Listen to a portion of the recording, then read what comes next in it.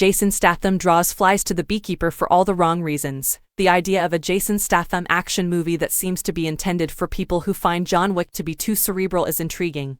But the vengeance story in The Beekeeper takes a roundabout route. The star's most recent movie ought to draw in flies, not with honey, but with the stale scent of its ridiculous plot. What should have been an easy setup gets off to a slightly awkward, but passable, start. Adam Clay, played by Statham, is a reserved honey farmer who rents space from Felicia Rashad, an elderly woman who suffers tragedy after falling victim to a sophisticated online hoax. After being initially dubious by the woman's daughter Emmy Raver Lampman, an FBI agent in the first of many absurd coincidences, Clay turns out to be a retired member of the ultra-secret Beekeepers organization, which is tasked with eradicating evil wherever it may be found in order to protect the social hive. Alright, that's good enough justification to let Statham leave. He follows a trail that leads to Derek Danforth, the well-off and well-connected heir to a family fortune. There will surely be a lot of dead bodies in the battle scenes that feel harsh and incredibly effective. If only writer Kurt Wimmer and director David Ayer had simply gone with the cathartic appeal of vigilante justice. But no, the strange details keep coming. The slovenly former CIA director overseeing Danforth's security drags the government apparatus into the shenanigans, and he even tries to make a statement about corruption that comes across as strangely pretentious and, at the very least, sounds like it belongs in a much better film.